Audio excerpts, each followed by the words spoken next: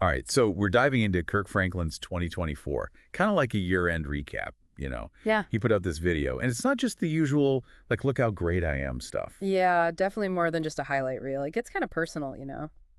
Goes Mm. into some, well, controversies too. Exactly. If you're not super familiar with Kirk Franklin, he's been like a major force in gospel music, like hmm forever. Really high energy performances.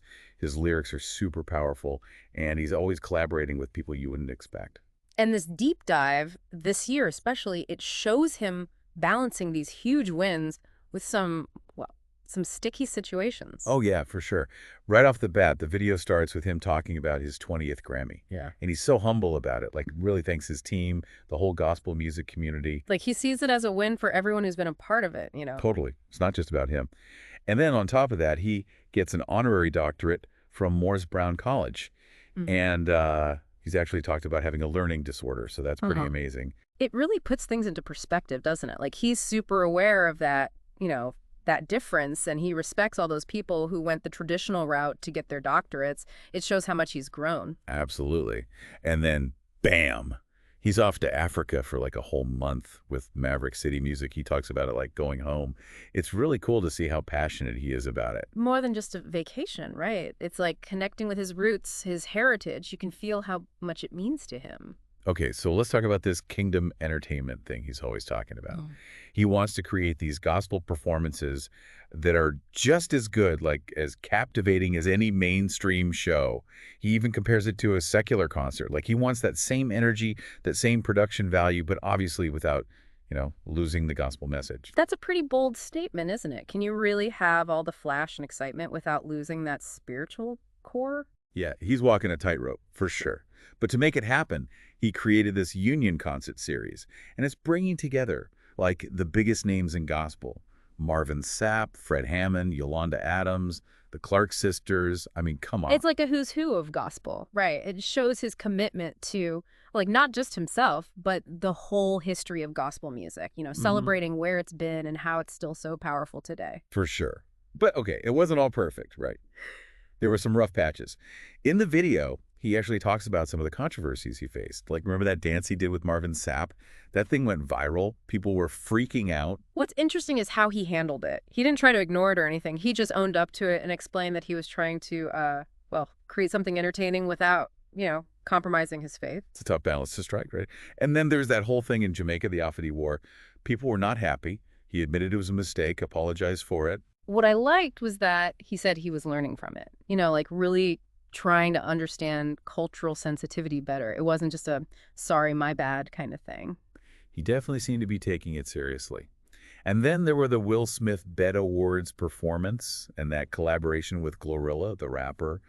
People in the Christian community were, let's say, divided, hmm especially with, Glorilla's lyrics. Yeah, not exactly Sunday school material. But what he said was really interesting. Like, he believes in engaging with people outside the church world, like having conversations and trying to understand each other instead of judging right away, building bridges instead of walls. Pretty bold approach, right?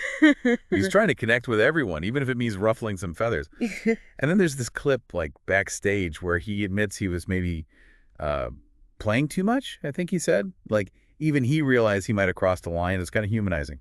Yeah, it shows he's self-aware, right? Not afraid to admit he made a mistake. Then things get a little heavier. He talks about losing Sean Martin, his musical partner, for what, like 25 years? It's really emotional. He calls him his brother. You can tell he's still processing it. Losing someone like that, it's not easy. They weren't just colleagues. It was a real friendship, a bond built over decades. And he even says he's not sure how to keep making music without him. Like Sean was that important to him, musically and personally.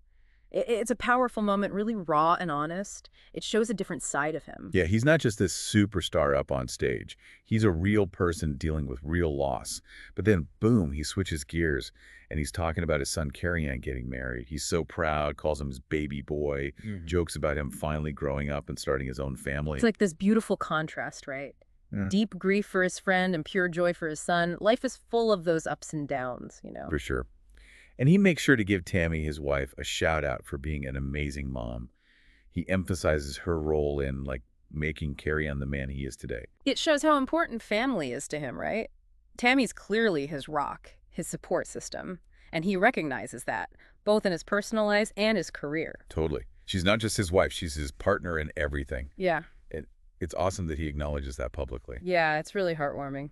Oh, and speaking of Tammy, there's this really sweet part where Kirk talks about the White House dance party, the one you mentioned. Yeah. He performed there and even got to dance with Vice President Harris. It shows, like, how many different things he can do, right? He can lead a choir, he can dance with the VP. He just brings that same energy to everything. And he talks about it this way, like, it's not about him showing off or anything. It's about sharing his faith, his music, with as many people as possible. It goes back to that kingdom entertainment idea, using whatever platform he has to, like, connect the sacred and the secular. And he knows that not everyone's going to be on board with that. Wow. Some people, especially in the gospel world, might think he's going too far. But he's honest about it. He's not trying to please everybody. He's doing his thing, even if it means, like, shaking things up a little bit.